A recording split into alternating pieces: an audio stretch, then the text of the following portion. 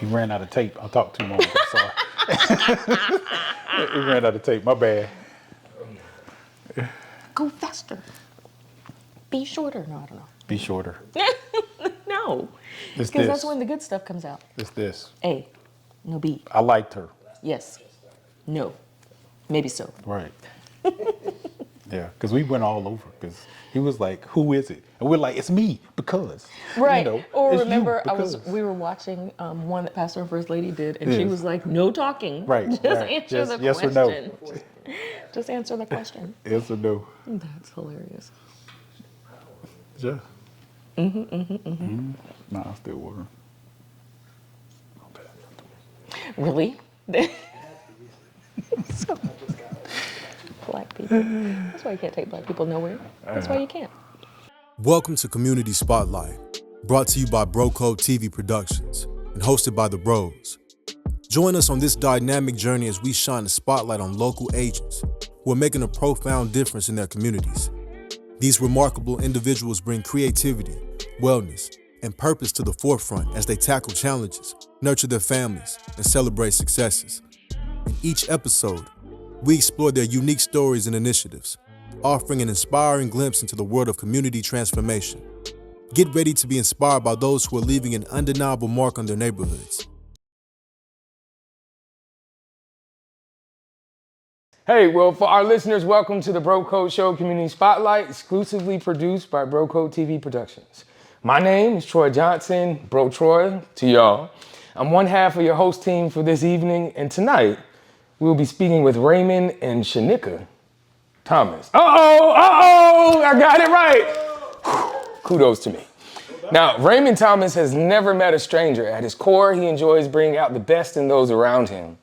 He currently serves in the tech space with IBM here in Raleigh-Durham area, but his greatest achievement thus far is in the area of husband, father, and community engineer. Shinica Thomas is a servant leader at heart and a forever Girl Scout. She currently serves as chair of the Wake County Board of Commissioners, District 6 here in Raleigh, North Carolina.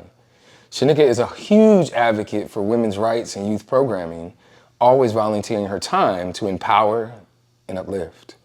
Ladies and gentlemen, welcome to Community Spotlight, Raymond and Shinica Thomas. How y'all feeling? Hey, Feel good. Feeling good? We gotta do pretty good over there. Yeah. Okay, Yeah. I was wondering, Nice. That was nice. before the show, we were doing the world I could have tour. wrote it myself. I did pretty good. I appreciate that. Round of applause. So first and foremost, I want to thank you guys for inviting the Bro Code team to your home to film this episode. Welcome, Bro Code. Yeah, Yeah. man. This is like the 8th, 9th time we've been to someone's personal home. We don't take that for granted. Yeah, but we already feel like, y'all been here. It's fan, bro. That's the code. So next time you got to get your own water.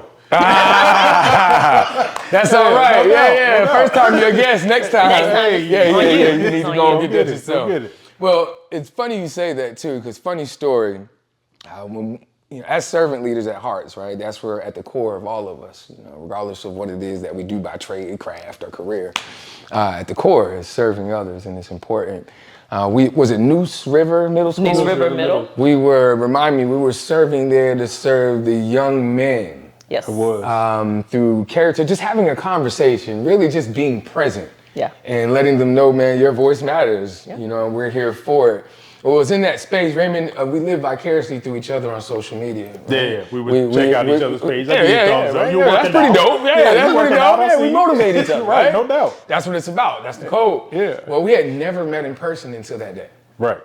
And we were serving others. Well, I'll never forget. We got to this place. This is my point.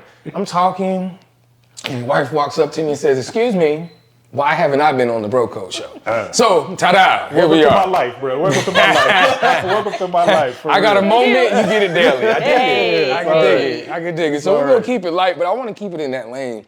If I remember correctly, we were talking earlier, 26 years of marriage. 29. 29, Lord have mercy. Yeah, don't short me. We know those 3 years. My bad, I didn't mean to take, don't show me the 3. 29 years. 29 years. Yep.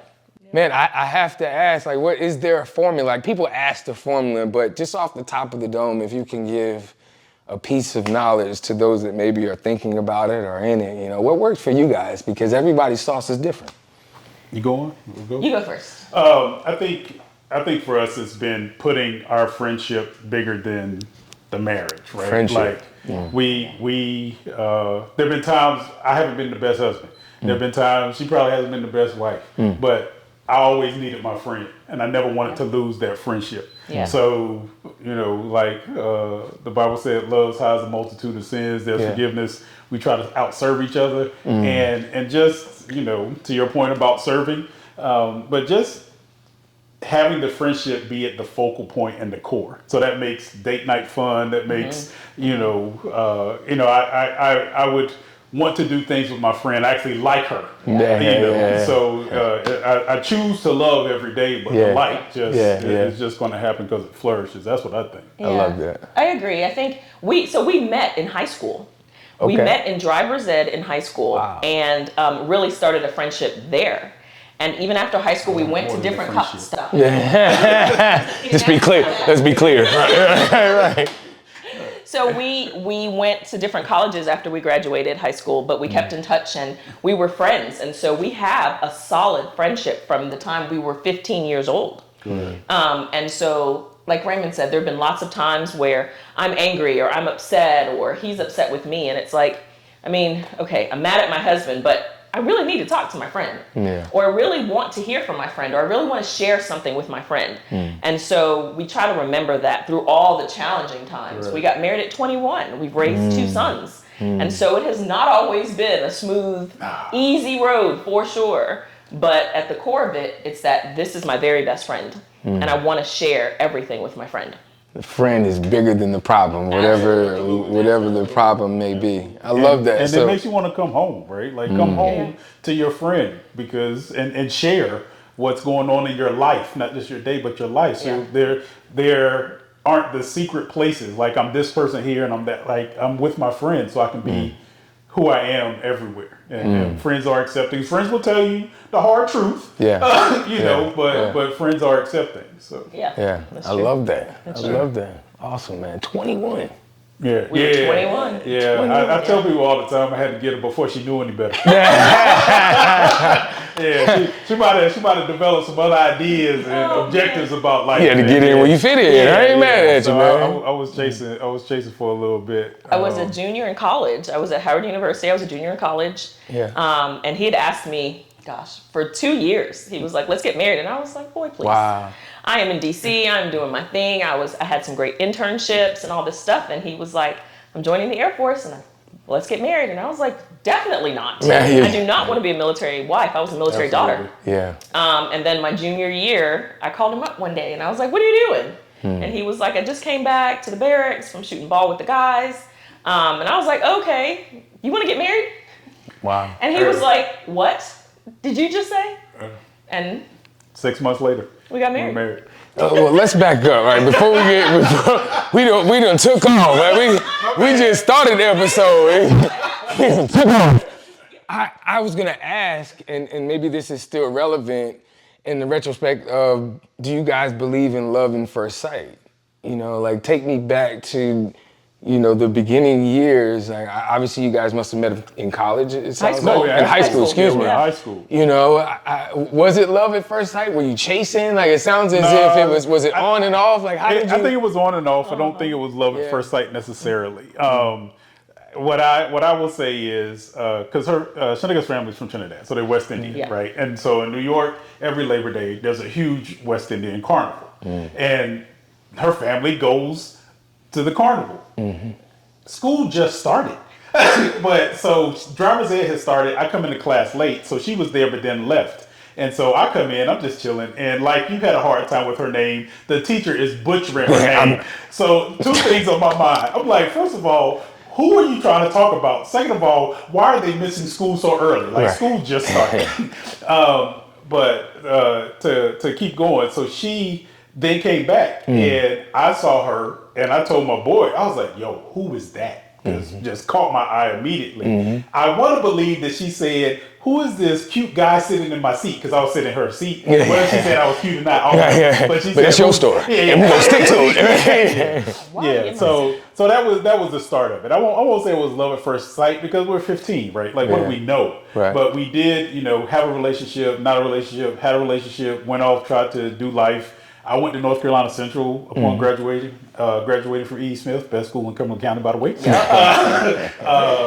Yeah, no doubt. And then she went to Howard, as she mentioned. And so we didn't have social media. We had calling cards. Oh my God. And so the highest calling card bills ever. yeah, I spent a lot. We spent a lot of money on calling cards. And so it was tough to maintain. But I think again, coming back to the friendship, because even when it wasn't on, it was still something missing, I think, for both of us that kept us coming back. Right. And to be clear, we were not long distance dating in college. We were dating other people, but we were friends. Sure. And so we talked often, and we didn't really get to see each other too much because you were here and I was there and all the things, but we talked often. And so it's just a friendship that's been solid since we were 15. Right. I love it. Yeah. I love it. Well, we're gonna have some fun. Look, 29 years, there's a whole lot that goes on. Good, bad, maybe a little bit unfavorable, right? A little bit unfavorable, right? But through it all, that friendship. Yeah. So we're gonna test that friendship now. We're gonna see just how strong. No, I'm just playing. Well, friends are competitive, so know this. There's that. There is That was actually one of those things. So on this segment, we're gonna have some fun. It's called Who Would You Say? Okay. Right? Okay. So in your 29 years, who would you say is the better dancer? Who has the most unique moves? That one right there. Is that how he got you? day. Did he get you with the moves? All day. Okay. All day. Even still, we were out last night. Oh, it'd be easy Tell now. me more. Tell me more. We were out last night. We went to a Red Hot NQ with the Deltas. Okay. And the Omegas, and I was like, yep, this is great. My line sisters were strolling, and he was dancing up a storm, and I was like, yeah, I had not a me. good time. You It was feel a good comfortable, time. man. Yeah. Music has been a part of my life for forever, and when I hear it, it hits you. Yeah. It's Especially if it's your song. Yeah, Is every song your song? I got a lot of songs. You got a lot of songs. You got I got a lot of songs. Yeah. All right, I can dig that. So I'm the dancer. Yep. All right. Who would you say is more likely to binge watch an entire series in one sitting, and who's the one suggesting a snack break? Binge watch. Snack break. Yeah. What's your favorite snack? Anything sweet.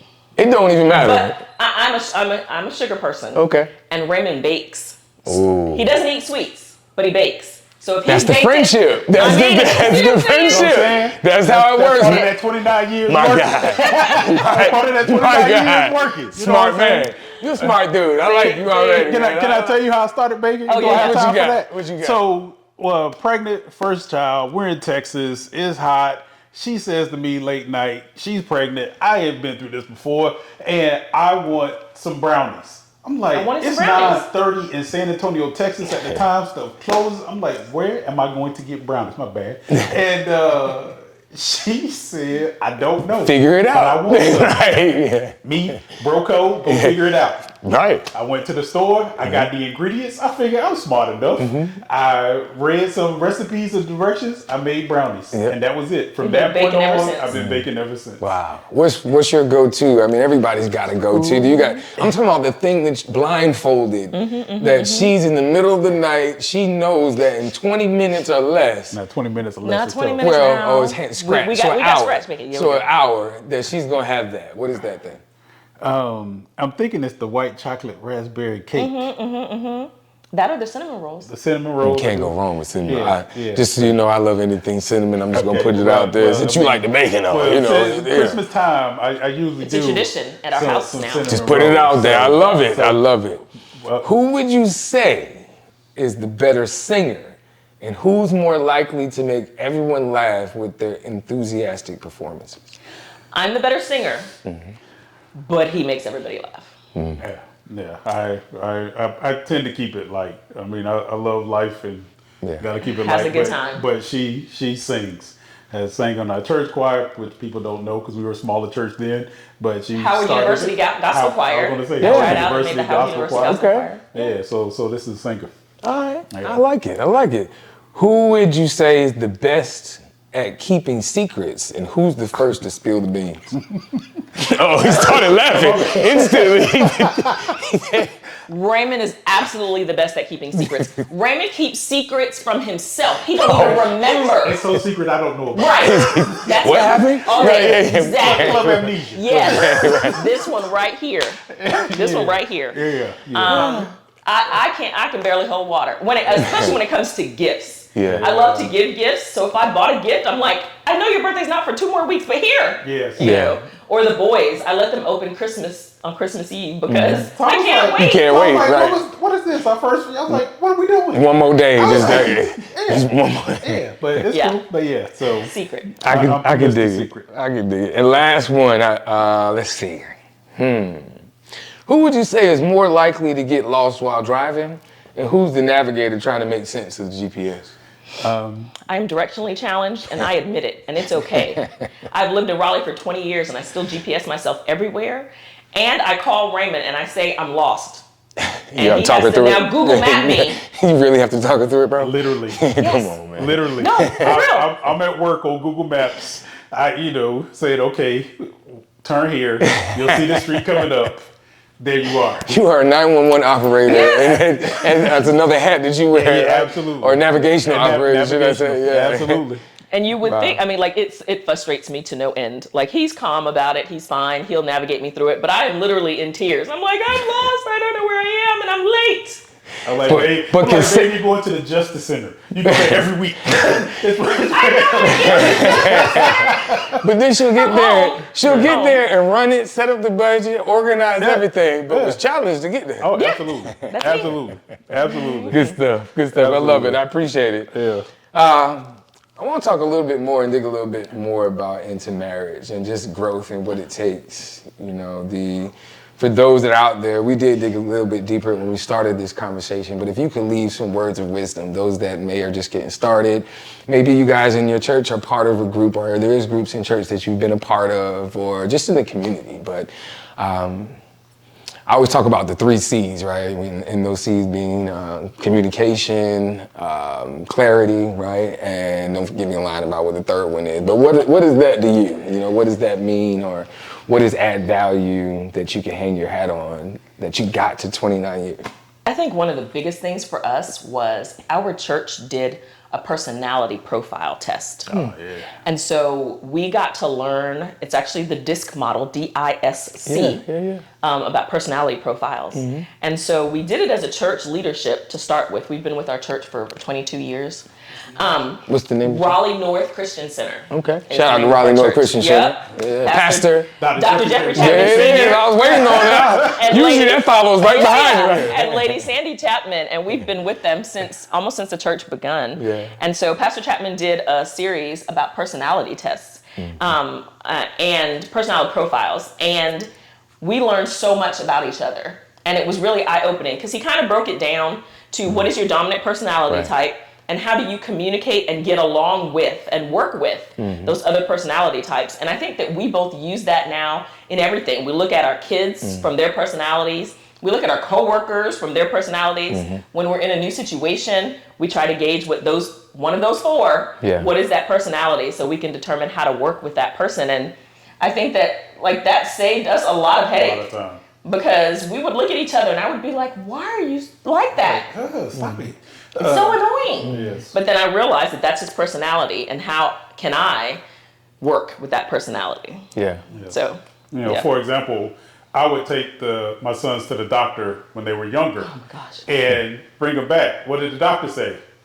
In my mind, they're good. Right. But she needed more detail than that. How tall is he? And What at does he first, weigh? What do you mean? I was like, you should have took them to the doctor yourself if you wanted that information. He put it on me. Make it simple. But again, when in understanding the personalities, one of the things is trying to help and understand what you have to do to communicate to another type of personality. Sure. And so not just, well, that's me. You need to change to understand me, but you start to understand the other person. So I knew that I better come with at least some more questions. Now, she still was going to ask questions that I didn't think about, but I knew I would come with more answers. And then she knew I'm trying in this area, so she would show me some grace. And that would be one thing that I would say is that this taught us is grace. Grace. Yeah. Right? Yeah, for sure. show we're humans and not perfect. Going to do the best we can, but if I miss the mark, give me a little grace. Yeah. Now, to that end, I also try to fill up the love bank to make sure that if that is that withdrawal, that I'm not going into the negative. Yeah. You know, she's an elected official. I tell her, let's run the polls. Yeah. I try to be positive in the polls 4 out of 7 days. Right? Smart man. Right? Yeah. You know, I'm 51%. I try to do more, but That's I right. shoot for at least 51% every That's right. week in the That's right. polls to make sure that as the leader, as the husband, I'm meeting the mark. Yeah. And she's covered in what she needs. Well, so that's another thing. You mentioned the leader. I think that we have very distinct roles in our marriage. Like I said, we've been part of our church at Raleigh North Christian Center for 22 years, and we've really learned roles in marriage. Like Raymond is the head of this house. We joke, again, I am the chair of the Wake County Board of Commissioners. Wake County is the second fastest growing county in the country. We have, 1.3 million residents, 850 square miles. And I'm in charge of all of it. Yeah, talk that talk. Yeah. With my commissioners. And so, but Raymond jokes, but he's serious. Raymond's like, you are in charge of all of Wake County except here. Let's be clear. Here, 29, 21. That's mine. he's in charge. Right. He's in charge. And I honor that and I respect that. And truthfully, when Raymond says do something, that's what I do. If Raymond says I'm not going to an event, or if Raymond says like you're too tired and you really need to pull back and rest, I listen to that. Because again, he's my friend, but he's also the head of this house. Yeah. And he's also the leader that I listen to and that I follow. Yeah. So. I love that. So me and my wife joke about this. Have you ever seen that movie?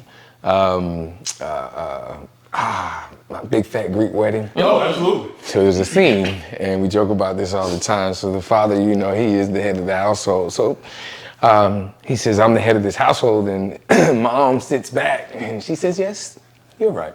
You are the head, but on the neck. And the neck can't move. The head can't move. There's that.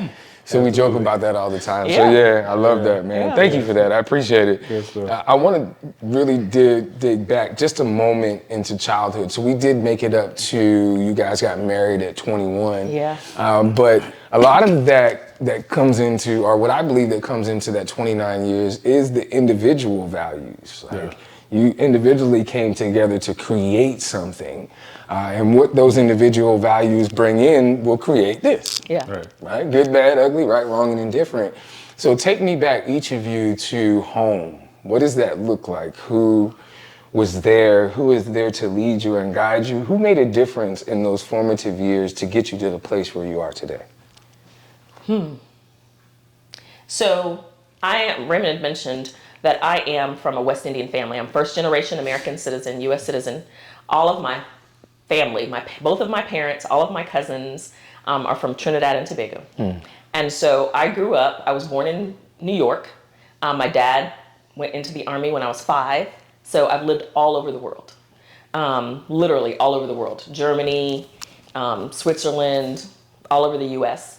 But everywhere we went, we really kept a close-knit Caribbean culture and family. And so I think that growing up, I'd always knew about my culture, always knew about history. For the summers, in the South, Black people go back to grandma's for the summer. That's right. Well, we got to go back to grandma's, but grandma was in Trinidad. So me and my cousins would go home to Trinidad in the summers. Regardless of where I was in the world, my parents would send me home to my grandparents. So I got to grow up with my cousins. And that was really special for me. I am the oldest child. I'm also the oldest grandchild. And so most of my cousins are younger than me, except for I guess it's my mom's first cousin. Right. And she's 4 years older than me. And we are like sisters now, and have been. We grew up together. And so for me, it's always been me and my cousin and my aunt. We're very close in age. We did everything together. But also having that culture, my family, my parents are very strict. They were very strict growing up, at least with me. I would say they're not so strict with my brother. But that's another story for another day. But they were very strict with me. And so I grew up very dogmatic about things, very in line. I never wanted to make a mistake. I was a good student, all of these kinds of things. And so I think Raymond really taught me later in life to have fun and to let loose and to let my hair down, because I came into our friendship and our marriage very dogmatic. This is the way it is. This is how we wash. This is how we do dishes. This is how we clean up. This is how we are structured and scheduled. And he was like, yeah, no, that's not going to work. Yeah. Yeah. I mean, and honestly, we talked about the personality, right? But also, we were married 5 years before I really met her extended family. And so I went and met her extended family. First of all, they were like, "You're marrying a Yankee?" That was a thing. That was a thing, y'all. I can only imagine. So I mean, because they had a different perspective of a Southern Black American, right? So it was cool. But in seeing that family dynamic, it helped me understand her even more, why she was that way. That's like the personality test. So like, oh, I see why this is that and that's this. So I really think, that helped me understand. That was later before, but I grew up, I'm the youngest of four, and my next sibling is 6 years older than I am. So, 6 years, 8 years, 10 years. Right. So and it was at the time where my mom and dad were separating. So, oops, here I am. But I won't say that, but it's probably real talk, right? And with that, I grew up hanging with older cousins.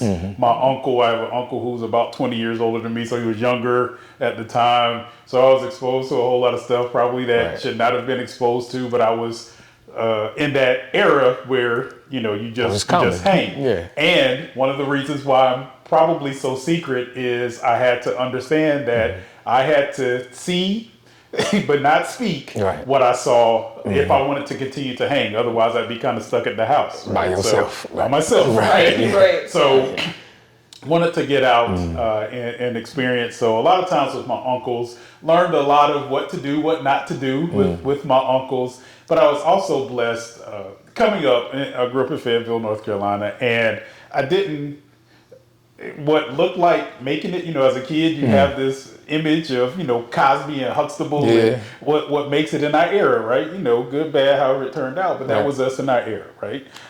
And I thought the 2-parent household was it. And so my friends who had both parents living in the house, I was very fortunate that I had a couple of them that basically lent me their dad. So as they went on, I shout out to Mr. James Fisher, who's no longer with us, and Mr. Eddie Chavis, and in the Chavis family, they really embraced me and let this kid from the projects come in and hang with their family and get the exposure and the experience. Because it's one thing to read books and see magazines and see TV and think, can I achieve that? But when you get some of that experience, so those things really helped formulate me and formulate us as we were coming together to help raise children, because it was very different cultures. Very different still, two Black people coming together, but very different cultures, and having to understand and navigate that. I think that helped us, because I was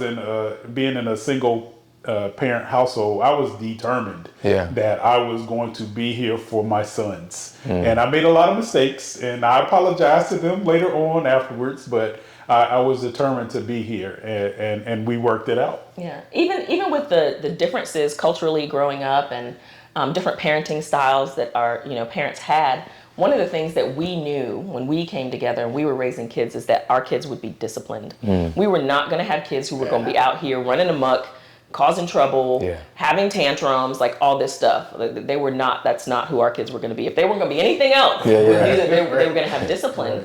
And so we were very disciplined parents and very structured in our parenting. I mean, we had fun and we exposed our kids to a lot, but we knew that was one thing we agreed on from the very beginning. That there would be. Got some sense. Yep. Yeah, absolutely. You've been there before too, right? It's funny you say that. My wife's mother was an educator. And she would always tell me, she said, if you don't get an A in anything else, it better be behavior. Right. She said, if you don't get it, you said go to school and behave. That's right. My mom's older, so that schoolhouse. That's what she said. You go to that schoolhouse and behave. That's right. You better act like you got some sense. Doing it for your last name, stop acting. Well, I was talking about mentors and just talking about how we have different mentors for different areas of our life. Tell me more. So for our marriage, we really look at our pastor and his wife, Pastor and First Lady Chapman, and see how he treats her, see how she, is a great wife. When I have questions about being a wife, I go to her and I ask her, and I glean from her information, and I watch her and how she serves her husband and how she takes care of her family. For me, when I was looking at being in a Christian woman in a corporate environment, or even now in elected office, I looked at another lady, Dr. Sandra Wall-Williams. She was the Senior Vice President of Technology and Workforce Development for the entire North Carolina Community College system. But she's also a pastor, and she does Christian education classes all over the world. And so we really tried to find different mentors for different areas of our life. And that way, I felt like I wasn't necessarily trying to emulate and be one person, but I was really being exposed to lots of different people and lots of different ways, and I could formulate who I wanted to be. Continues to make a huge difference in your life and your children's lives. Absolutely. And you made sure that discipline was part of it. I love it. I love it. When we come back from the break, we're going to talk a little bit more about work-life balance, family, faith, and politics. But before we do that, I want to hit on a topic that's really important to us here on the Bro Code Show, and that's wellness. Wellness can be defined in many different spaces, but here we look at it from 4 pillars: financial, physical, mental, and spiritual, and how that adds value to our life. So as a personal development show, we always want to tap on that. So my question to you is, sometimes, well, let me ask you this. Let me back up a little bit. I've done this, and I'm curious if you have ever tried to pour from an empty cup. Absolutely. Yes. And for me, that has been very depleting. It didn't allow me to show up in the best version of who Troy Jermaine Johnson is. Right. At 44, I'm able to take a step back and really identify what those things are. But what did that journey, or how does that journey look like for you? How do you pour into your cup? What does wellness look like in your space? Well, for me, wellness is and I agree. It's an overall well-being of those areas that you mentioned, the 4 pillars. But taking time to find someone who can pour into you, or find a thing that is going to be refreshing to you. We have found that in the spaces that we move in, little known fact, I'm an associate pastor at my church, so a lot of people see me in motion. She's an elected official. We have to move outside of this area to release sometimes. And not that we try to be different people, but you step out the door and you're on. And you have to be. Right, you have to be on. And, you have to make sure you dress a certain way, look a certain way, and that comes, we accept the weight, of course, but that is a weight. Sure. And sometimes to put down that weight, we have to go somewhere else. So we really try to plan escapes throughout the year, to refresh and recharge, where we can go sit somewhere and read. We can discuss and plan and strategize our next moves. Every year we've been intentional about, on our anniversary, discussing the good, the bad, the ugly, the indifferent of what happened that last year and where it can go the next year. So those are just some things that I think that I do to refresh and recharge and take care of my mental state, because we find it paramount, of paramount importance as we go through this. I agree, and I think that we both do those things. But one of the things you were talking about, mental health and mental wellness, that I wanted to just mention is, because I know that there are lots of people who deal with it, and people don't generally talk about it. So when I was in college, I realized that at Howard University, I realized that I had a propensity to depression. And I literally stayed in my room for like a week. I didn't go to class. I didn't go, out socially. I was just in a really dark place. I was having a hard time transitioning to college. My parents weren't there. They kind of dropped me off and went back they were military. So they kind of had to get back to life. And I didn't know anyone. I didn't go to Howard with friends, kind of thing. And so I realized then that I had a propensity to depression. And even when we got married, I'd never really told Raymond about that. And then when we got married, and I had days when I would be depressed, and he would be like, well, what's wrong? And how can I help? And what can I do? And I don't know, And so we really had to learn to navigate that together, with him being supportive.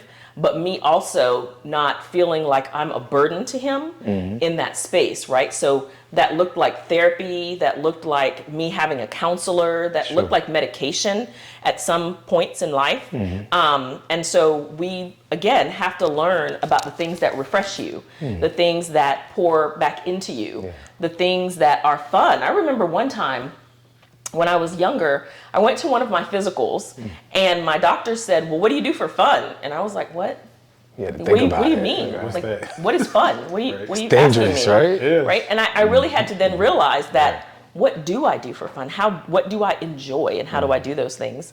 One of the other things that I do for wellness is my birthday is in April. Okay. And so for my birthday month, I do all the things to take care of me. I go get my mammogram, I get my physical, I get my eye exam. I do all of those things to take care of me because it's my birthday month. But it also helps me to remember when I go to the doctor and she's like, when's the last time you had a physical? April. When's the last time you had a mammogram? April. That also means she celebrates all of April, so it's All of April. Ain't nothing wrong with that. I'm right there with you. Party all April. Party all Yeah, April, yeah. right? So just little things that we've tried to do over the years. And then we've also been transparent with our kids about that. You know, our boys have gone to therapy in their adult life because they've seen us go to therapy, because they understand the importance of that. They understand the importance of talking through things with someone you just else. gotta go talk to somebody else. Right. Yeah. Stop talking to yourself in your head, you know, about stuff. So, yeah. Thank you for sharing that. Before we go on the break, I gotta ask though, the Caribbean culture that you grew up in, yes, the discipline was there, yes, the education had to be there, but do you believe that, or was the mental health part even a conversation where, you know, the way that you are now behaving is based on how you were reared? Right. To say the mental health, go ahead, I know you want to say it. It's not even the mental health wasn't there. What really wasn't there, honestly, was affection and empathy. Yeah. Caribbean culture doesn't seem to have very much affection and empathy, especially when it comes to women and girls. And so I remember one time Raymond and I went to my parents' house for Christmas, and we woke up and my mom was cooking and my dad was doing something else, and we were like, hey, good morning. And he was like, Don't nobody hug here. Don't nobody say, like, show a like, what's going on? I was like, what's wrong with y'all? like, why would we be hugging each other? That was foreign to me. What? That kind of, and so I think, to your point, that plays on your psyche. Yeah. You know, the strict discipline plays on your psyche. The push for education to be the best plays on your psyche. And we pick up these bags that we don't even know we're picking up. You know, I've had some of that too. All of us, you know, yeah. absolutely. Yeah. Yeah, But you yeah. pick up these bags and it's like all of a sudden, you know, you're weighted down and you're exposed. You don't know why. Like, she ended up in her dorm room again. Friends call him like, "What's going on? You okay?" Right. You know, like, who broke your heart? Because we were dating other people. Like, I'm gonna come get them. Right. Like, you know, What's happening? like, let me go. But I mean, it was that kind of thing that, you know, we had to navigate, and not having the exposure to that type of self-care and self-awareness, we stumbled at first. You know, I was like, get over it. Let's go. Yeah. You know, because that was my thing. That was my way of handling it first, right? Like, I didn't go into a shell. I fight or flight. I'm fight. Right. So I was like, let's go. And hers is flight. And so I had to understand that, and we had to be emotionally balanced with it. And I'll tell her, and I mean, she ain't going nowhere, but I do tell her that if there's something that I'm doing that is wrecking you emotionally and mentally, I will leave, because I love you that much that I want to see the best for you. And if I know I'm bringing you down, I'm doing something inside of me that I just can't change to help you, I would leave the situation.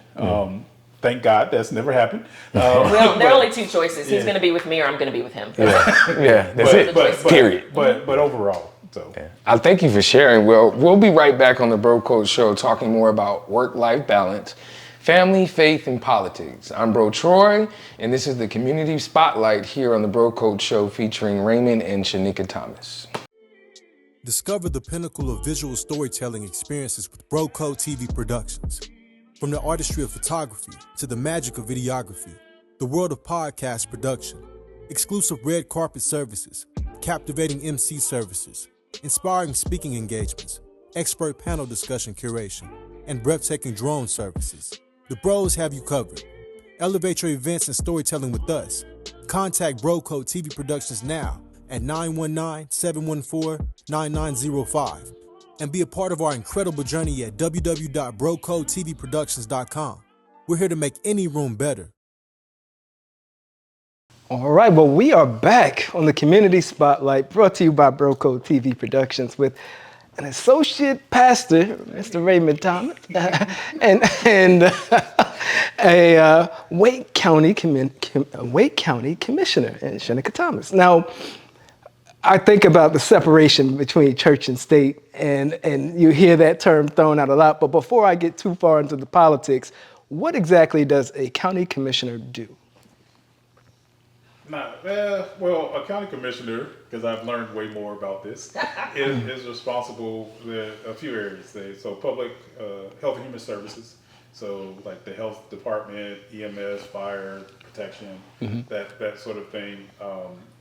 The thing that people tend to lean on them for, they are responsible for. There's a county tax, so not just the tax, but the valuation of county properties and homes, which leads to taxes. Tell me what I'm missing here. Education, we fund capital projects for education, so we build schools and maintain them. And so public safety, education, health and human services, growth and sustainability, so environmental things like clean water, growth in that area. So yeah, those are, we say purview, so those are the areas that the county government is responsible for. Yeah. So I think the biggest thing that people don't realize is the health and human service piece. So like during COVID, the counties were responsible for COVID relief and for vaccines and for mask mandates. The towns, so the mayor, the city of Raleigh, the city of town of Knightdale, they do not have health and human service responsibility. And COVID was a health and human service issue. And speaking of health and human services, we just had not affordable care, but Medicaid expansion, yeah. just passed. So even though that's coming from the federal government, it's going to be controlled and managed, and getting all that done is done through the county. Signing people up, that's done to the county. That's good to hear. Now, I had heard her telling a little bit about her schedule, what things she's going to be doing, what shows she's going to be on. What role do you play in your wife's political campaigns or activities? When I go to events, I wear a name tag that says Raymond Thomas, and it says husband of and personal rep for Commissioner Shinica Thomas. Okay. So that means I'm the driver, I am the social media person. The county staff for the first probably 3 months, they didn't know my name, but I just showed up at all these events. So they just called me Mr. Security. They thought I was her security. So that is true. I want anyone who thinks not favorably of her to understand that there's a large man in her life that is from Fayetteville. It's a very supportive role, and we've done it in seasons, right? So there was a season in our life where she supported me in getting to where I needed to be career-wise. So I think now I'm really trying to support her in all of the aspects that will help her sustain this elected life that she has. Yeah. You hit a little bit of a segue for me in terms of how you maintain balance between supporting her career and pursuing your own interests. As I understand, you've recently made a transition into a new role after we'll say a long time at a previous company. How has your life changed just managing? You're learning a whole new job in addition to her running in one of, I would say, the biggest elections this year than we've probably seen. So there, I am having to learn a lot and do a lot and establish myself in my new position. So there's that aspect of it. Fortunately, she has events and things that aren't 24/7 to the extent of, she has meetings that only she can go to. She has appointments and that sort of thing. But I do support her going to events and managing her schedule and making sure she does the little things like she gets lunch, that kind of thing. But as I am establishing myself in this new role, I do make sure that I am balancing all of that by looking at my schedule. a master calendar, and I don't commit to anything anywhere without the calendar, which is very new for me because I'm not a calendar, planning driven person. But we have had to make it so that if it doesn't exist on the calendar, it doesn't exist in our life. Oh, that's good. That's good. I'm going to remember that one. Now, you're doing all of this, from your first foray into the political scene to everything that you do in your own right, while you have two young men that are in college, sports, athletes, travel back and forth, one of which I think still lives here. How did you find that experience, traveling back and forth, being there for your sons while still being there for each other? It was actually so much fun. Really, it was so much fun. When I first got elected, people they joked and they were like, I need you here on Saturday or I need you here on Sunday. And I was like, look, between Labor Day and Thanksgiving, I am not available on the weekends. And they were like, no, you're elected, you have to be. And I was like, no, I do not have to be. And we literally would go to Boston to see our son play football or wherever Harvard was playing every weekend. And at the time it was cool because they were cheap flights. We'd get on Frontier, go up one day, come back the next. And for us, it was really about having that time to get away. Because after they won their game, he's going out with his friends. So we would see him, we would take him to the grocery or whatever, we would see his game, and we might have lunch or dinner, and then we got to have dinner. And then we got to hang out. So we knew every weekend, though it was exhausting sometimes, Mondays were hard, we got to spend time together. And so for us, it was almost like date night every week. Date night was Saturday night. After the game, we got to hang out and do something. Or we were going to order a pizza from Pinocchio's on Harvard Square and, go back to the room or go to the pool or whatever. Shout out to Pinocchio's. Well, you're really asking my questions for me. Date night. I saw the jar. It piqued my interest. Tell me a little bit about how you all make that space for each other. We have to be intentional, and we've had to be intentional. We realized, as we said earlier, we married when we were 21. We had our first son the year after that, and then the next son 2 years after that. So, but we had to realize that they were going to grow up, and people say you're raising kids. I'm trying to raise responsible adults is what we're working for the whole time. So they're going to grow up, they're going to live their life. We didn't want, 18 years later, 20 years later to look at you and be like, who are you? What do you like to do? So we had to be very intentional in understanding, because we were still growing. We were kids. I look at it now. We were kids, not knowing a lot about each other, not knowing how to navigate all this. We didn't have great examples. So I think we really just tried to be intentional and making time for each other. Now, date nights were not always super extravagant. One, we were barely making money, so it wasn't, steakhouse dinners. We were a military family. We didn't have any money. But we did make sure that we spent quality time engaging with each other. And quality time was really subjective, right? What's quality to him might not be quality to me, or what's quality to us might not be quality to you and your wife, right? And so we also had to remember that what made us happy in our relationship was what we needed to do, and not look at other people and say, well, what makes them go? What are they doing? They had a date night that did X, Y, and Z. Well, I don't really like that. I'm not a movie person. I don't like the movie theater. And so Raymond is not like date night's going to be let's go to the movies. That might work for somebody else, but that doesn't work for us. And so it wasn't necessarily in the early years date night as much as it was about spending quality time and doing things that the other person liked to do. Now, you spoke a little bit earlier in regards to personality traits and understanding and knowing each other. How does that play in the space of politics, and more so from the space of political disagreements?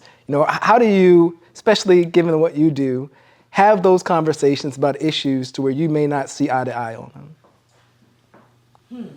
Well, you bring up I'm an associate pastor, and just in a lot of ways, the word says that the man is supposed to dwell according to knowledge. That means understand your wife. So understand the season she's in, understand, the mood and the temperament that she's in. So I have to understand that even though, and we're not, super far off from each other as much as she might think this, a little, like lean a little bit, one way or the other. But I really feel like I have to understand those times where it's good to be disagreeable. It might not be a good time to be disagreeable right now. And that's just kind of in general. But politically and having different political views, I think some of it has to do with ultimately the way we were probably raised, and our life experiences apart. That we then say, well, that affected me this way. Right. And so for me, this is my stance on it. And it should be how we try to live it, how we feel like people should be. We don't agree. That don't mean I don't like her, right. But we just simply... Or that I can't be supportive, right. I think often. The other thing when it comes to agreeing or disagreeing is that we've created a safe space. And what is said and done in this house is said and done in this house. And so if I come home and I'm just like, one of my colleagues did something, or we are having an issue with one of the municipalities, or this mediation isn't going well, or this, contract didn't get signed on time, or whatever. Something happened, and I am up in arms, like fire, hair on fire about it. Yeah. And I'm coming home and I'm like, you know what happened today? Blah, blah, blah, blah, blah, blah, blah, blah. He, initially, because it's who he is, he's a protector. Right, Yeah. right. But he really had to learn that I'm just venting. I don't need him to fix it. I don't need him to solve it. I'm going to go handle it myself when I get calmer about it. But initially, I can't go out there blasting everybody. Right. It's not appropriate. It's not healthy. It's not good for politics. And I can't see those people right. in the street and still carry that same opinion about them. Right, right. So I'm like, okay, how you doing? Right. And so we really try to make sure that we've had a safe space. And the other thing we did when I was first elected, or actually even before when I decided I was going to run, which happened really quickly. But when I decided I was going to run, I asked him, I said, you know what this is going to mean for us? Like, this is going to be a lot. It's going to be demanding. Yeah. It's a lot of my time. Are you okay with that? Are you okay with our date nights now becoming some political dinner? Are you okay with, at the last minute, I can't go to Bible study with you tonight because the governor needs me to do something. And are you going to be okay with that? And so we had to make that agreement. Well, you lead me to my next question. Like, what even got you started in wanting to run and be in politics in the first place? Oh my gosh. So I have always known, so we've always known that Raymond is so smart, like genius. This man is a genius. And so I've always known that he was smart. And he's always known that I wanted to save the world. And so for me, I was at Howard University and I got to intern for Carol Mosley Braun, who was the first Black woman in the U.S. Senate. And that was the first time I really saw somebody who looked like me doing this kind of work. And so that really sparked something in me to say, I want to help other women be in this position. The other thing is that I'm first generation U.S. citizen. My parents, my family are all immigrants. My parents came here when they were teenagers. So I've seen the immigration struggle of families, of parents and kids. And so I really have always wanted to write policy and be a policymaker to help navigate situations in community. And so I ran once before, kind of like bucket list, I'm going to jump out of a plane. Yeah.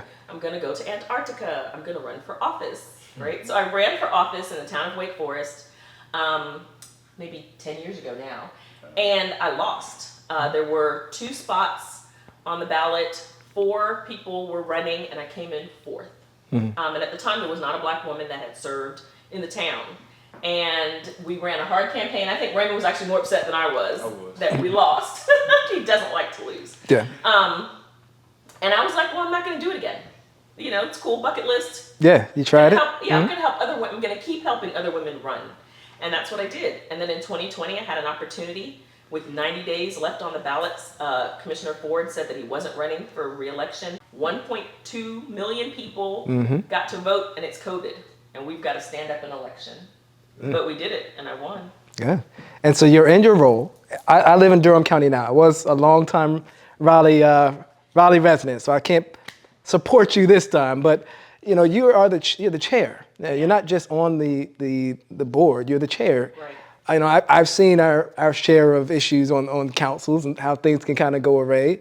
How do you manage the personalities to run the board effectively? Do not laugh. Sorry. I'm just thinking about all the different personalities. It is a lot of different personalities. I pray often. Managing the personalities, honestly, I go back to the personality test.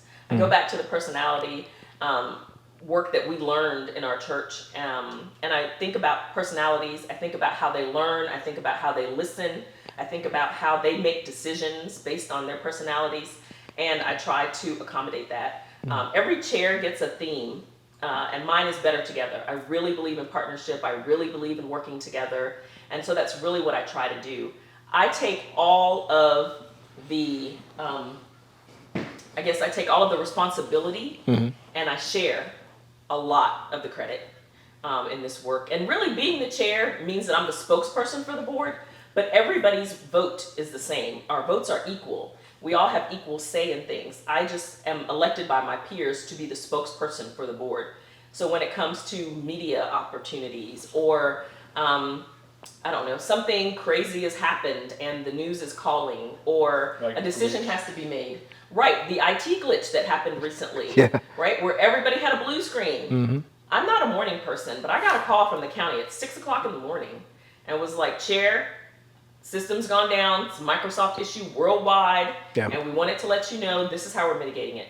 And I go to the Emergency Operations Center and manage it, right? And so that's really what the chair does, but everybody has an equal vote, everybody has equal say, but I am the spokesperson. And so that comes with some weight, and I try to manage it the best way that I can. I actually let people do the work that they are passionate about, so that nobody's feeling like they're super overwhelmed. I try to be a generalist and know a little bit about everything, and then let them do the work in the areas that they specialize in. So with that being said, we're 100 days out from the election. A lot of the attention is going to be put on the national elections. However, Wake County, as you shared, is one of the largest, if not the largest county in North Carolina. What are some of the most pressing issues facing Wake County right now, and what steps are being taken to address them? So Wake County is growing by 51 people a day. So that is, I wouldn't say it's a pressing issue, but it's challenging because with that growth comes more folks who need public safety. And when I say public safety, I don't necessarily mean the sheriff or the police department, but they want to be able to call 911 and get a quick response time. You want to know that fire is on the way. You want to know that EMS is on the way and that they're close enough to you. And so we really had to look at our budget and make public safety a priority, making sure that as we grow into the unincorporated areas of the county, each municipality is growing, we've got enough first responders out there to take care of everyone who's coming. Economic development and growth is a big thing that's happening in Wake County. We see down in Holly Springs, Fujifilm Diosynth Biotechnologies. We see Apple, Morrisville, right? A lot of tech is happening here. And we love that. And we're trying to make sure in Wake County as commissioners that we are putting out incentives for these companies to make sure that they're paying thriving wages, not just living wages, but thriving wages, so that people can keep up with all the things that are happening with the inflation, with economic growth, with food costs. We talk about that all the time. Food insecurity is a thing in Wake County for sure, and not just in rural areas of Wake County. It's in the county totally. Housing is a big deal. When 51 people a day are moving here and we don't have, enough apartments and enough townhomes, and honestly, even enough $1 million homes. And I know that sounds strange to people, but if you don't have the high-end homes for people to move up to, then you don't have any vacant starter homes for young families to move into. And so we're tackling housing affordability too. That's a big deal. And education. Go ahead. Education. Making sure that our teachers are paid. It's actually the General Assembly's responsibility to pay teachers and salaries and those kinds of things. It's the county responsibility to make sure that they have somewhere to teach and that students have a good, safe building to go to and be taught and learn. And so working in partnership with the state and the feds to make sure that we can have a thriving, safe community for everybody. I was going to add transportation because it's not as bad now and through the COVID years because people are hybrid and able to work from home. But just imagine if we're continuing to grow with 51 people a day and people have to go into the office every day. Yeah. Can our structure handle that? And some of that is not your purview. It is on the DOT, but the county is doing things like providing that they can do. They want to do more, but they're providing bus rapid transit. So the first corridor is actually up New Bern Avenue. There's from Wake Forest, there's a Starline train, or it's called the S-Line. S-Line train that is going to go from Wake Forest to Virginia. So they're trying to make improvements in the area, to handle those issues of growth.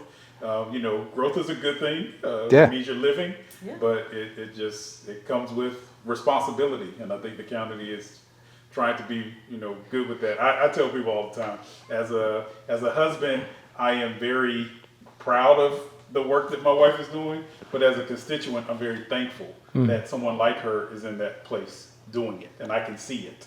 On the topic of transportation, I've been hearing rumors ever since I was at NC State that there's going to be a monorail installed somewhere on Centennial campus or somewhere in the city of Raleigh. Is there any truth to a monorail being installed? He's laughing because that is the intention. We would like to have some sort of light rail option here in this region, the Triangle region. And I took a trip earlier this year, maybe late last year. I can't remember exactly now, but I went with the mayor of Durham, the mayor of Raleigh, the county chair, which is myself, in Wake, and the county chair in Durham. His name was Brenda Howerton at the time, so it was last year. And we went to talk to the FTA, the Federal Transit Authority, in Washington, D.C., along with some folks from Go Triangle, which is our transit authority here. And we were talking to them about getting funding for a light rail and why they have not given us funding. Like, we keep applying for funding, and we're not getting the funding. So what are we not doing? And they actually said that post-COVID, they are not funding large rail projects, like out the ground. And so we were like, well, what are we gonna do? And they were like, well, bus rapid transit is really what we see. They didn't see ridership returning. And without ridership returning, the federal government didn't want to put money into a light rail project. Makes so sense. we still anticipate that there will be a light rail project. We have a need for it with the growth that we're having. And we're trying to make sure that housing is being built along those corridors, that transit will come eventually when we talk about light rail, or even in bus rapid transit areas. And it won't light rail's coming. And it might not be light rail in the sense of, like you're thinking like super speed trains, but connectivity via rail, like maybe existing rail systems to connect the different areas. And again, I learned way more about this, but it does take, if you think about it, it takes cooperation through the region. And I can say that Wake County is trying to be a good, cooperative partner. But even within Wake County, it's the municipalities, and then you start dealing, like you said, you're from Durham, so Wake and Durham have to agree on some things. Then there's Orange. Johnson County is one of the fastest growing counties, although we are the largest. It's all of that. It's a regional project to do rail.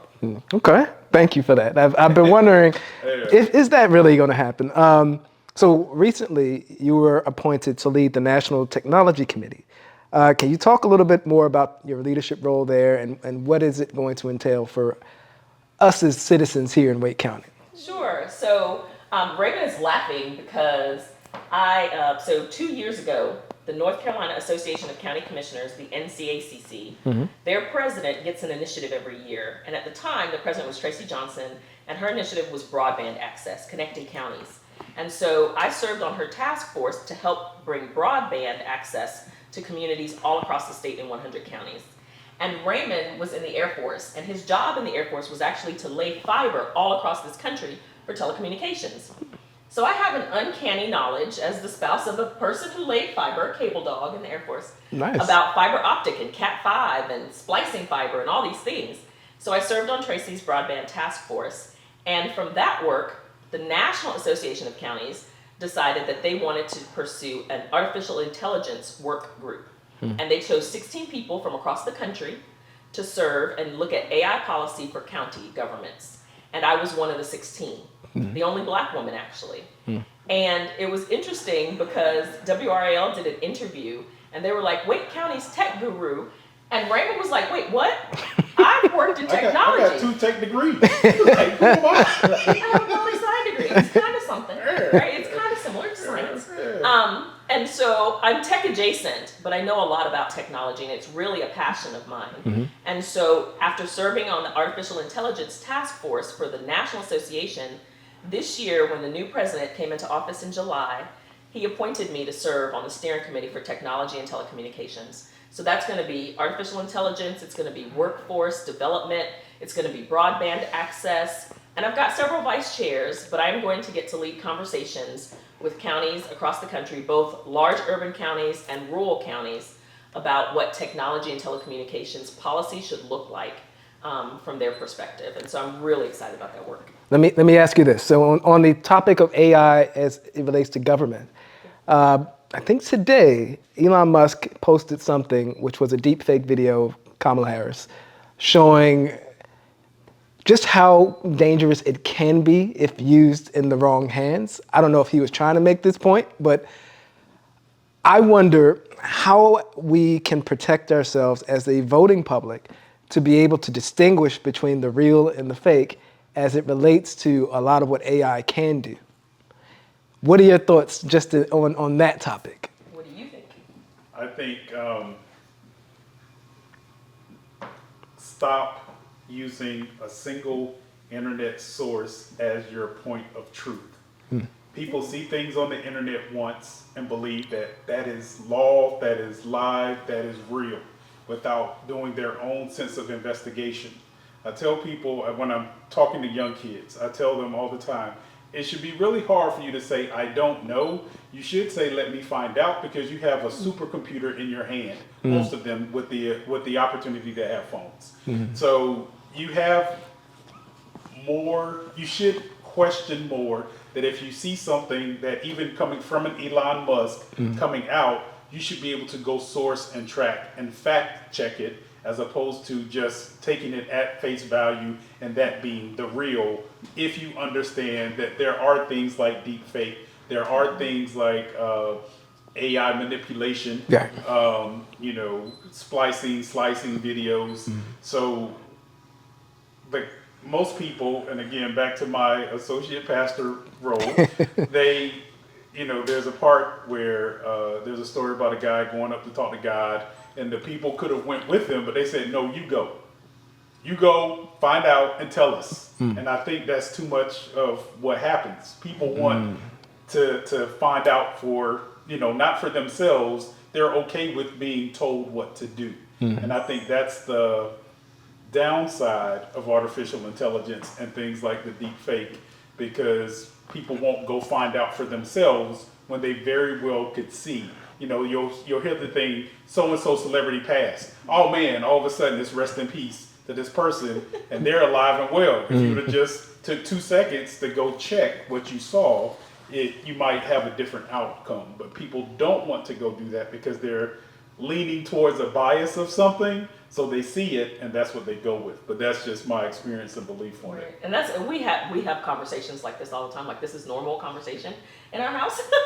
But that's one of the things that I said as I worked with the artificial intelligence work group, is that we have to understand that everybody doing this work, and even in county governments, are not going to be those tech gurus. They're not going to be the CIOs. They're going to be everyday folks in finance, folks in accounting, which are still STEM fields, or folks in health and human services, child protective services. And so we need to make it as simple as possible for them to understand how to be safe. And we also want to do some digital literacy so that seniors are safe online. Because if you and I, who use technology every day, are tricked by deep fakes and false information and bias online, then folks who don't use technology as much, or don't use the internet as much, how do they feel safe?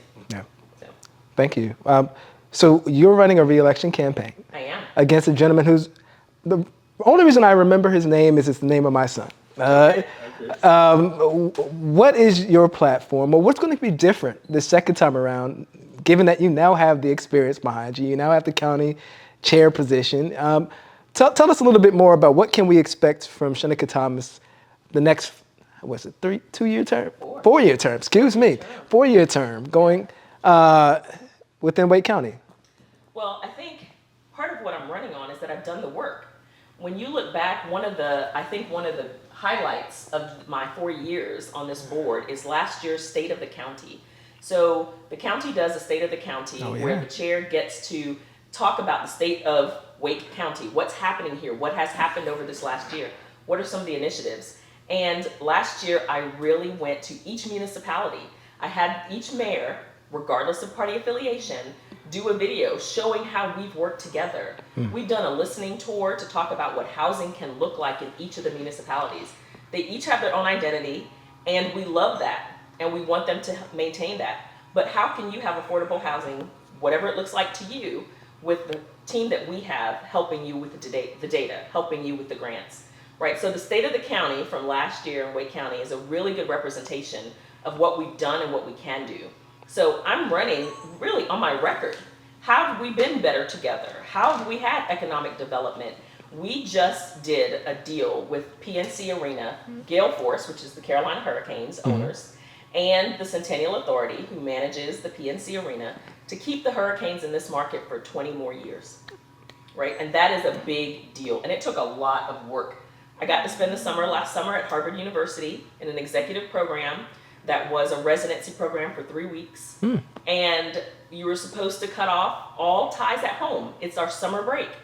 And I was negotiating with the consultant, with Centennial Authority, with the Canes, to make sure that everybody got what they needed in that deal and what the hospitality tax can do. And so when you talk about what I'm running on my record of partnership, my record of nonprofits growing, my record of food insecurity programs and a food security plan for the county, broadband access, technology, education.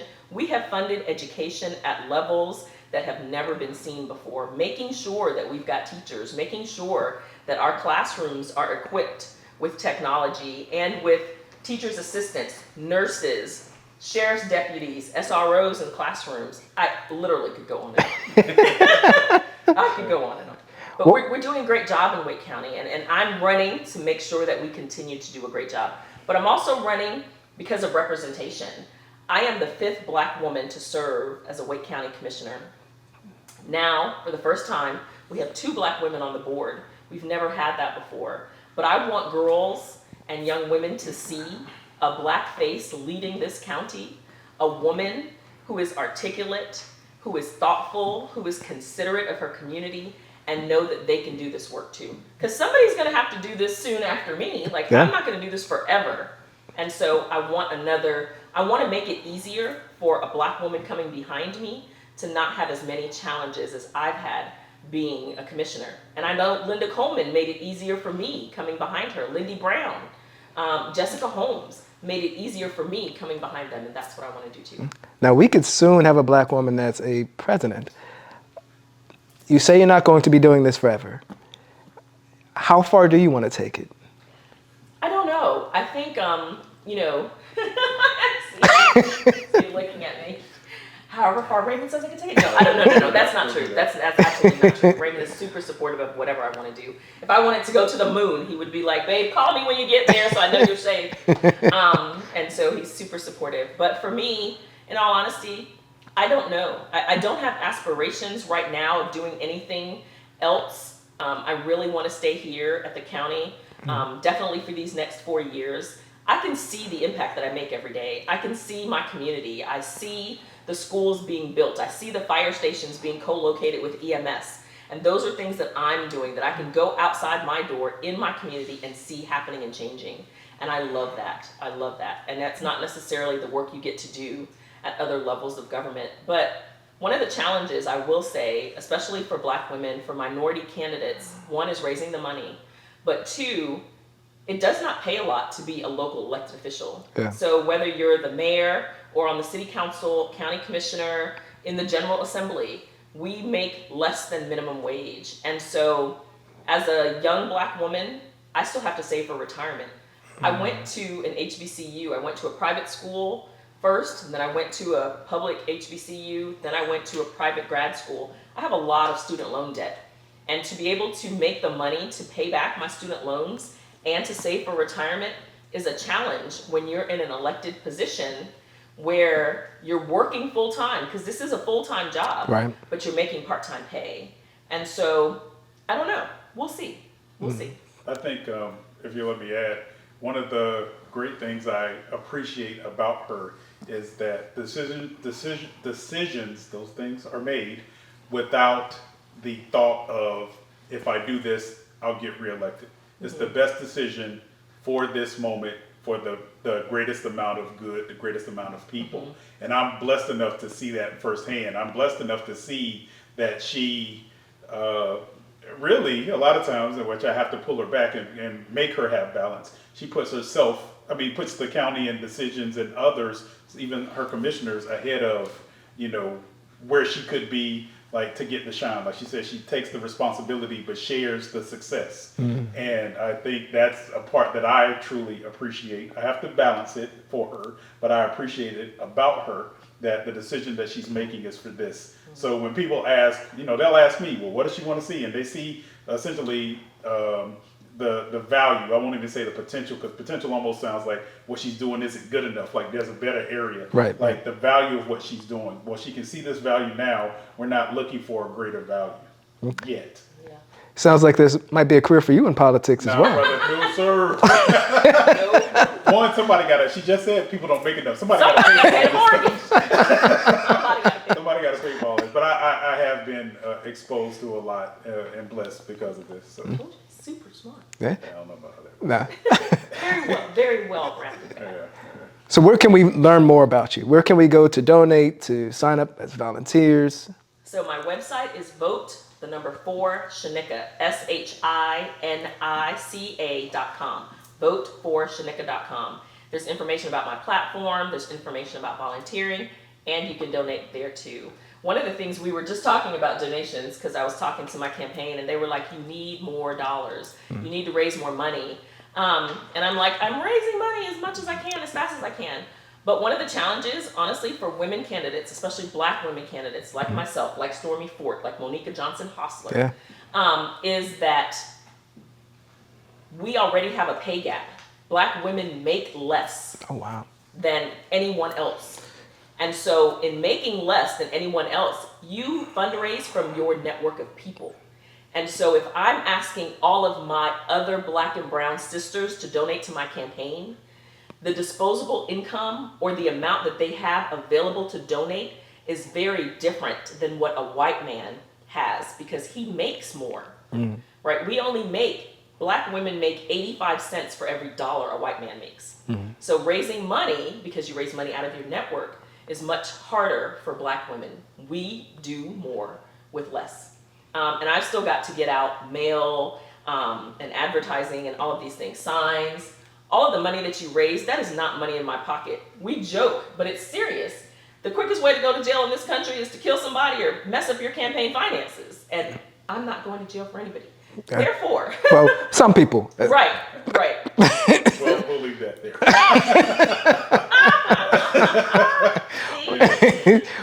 But it's true. And so managing campaign finances, that stuff goes to marketing for the candidate. All of the money that you raise goes into signs and palm cards and election day, helping volunteers, getting the data so that you know what you're up against and who votes for you, who doesn't, where they vote the most, all of those things. So vote4Shinica.com. Well, I might leave it right there. I certainly do appreciate you taking time out of your day to invite us into your home. Tell us a little bit more about your journey and how you're going to impact the citizens here in Wake County. Appreciate you as well, Raymond, for being the rock that makes everything work to its fullest capacity. So we're going to end it right there. So this is Bro Smith signing off on the Bro Code Show, Community Spotlight. Thank you very much. Well, what's going on, good brother? How you doing, man? I am good, Troy. What's going on, Good, man. You just got off the dopest TV show this side of the Mason-Dixon line, known as the Bro Code Show, Community Spotlight, exclusively produced by Bro Code TV Productions. I like it. Part of the segment that we have on there was brought to us by my grandmother. She, one, always said words matter. Two, she always collected $2 bills. So as a keepsake here, we asked you before the show, what is one word that you would use to describe yourself? And you said the word loyalty. Now, everybody's definition to that is different. But I'm curious, one, why did you choose that word? And two, what does it mean to you? I chose loyalty, I think, because to me it sums up almost what the bro code sums up. There is a time where what you said was what it was. We say it was word is bond.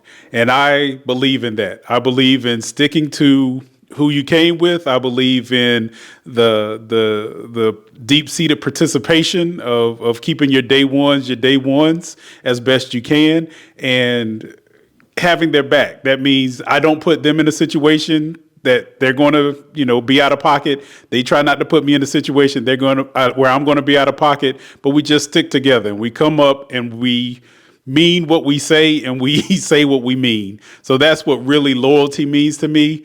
It describes to me the bro code, but it's again a time where how I was raised of word is bond on the streets, and you do what you say and you mean what you say.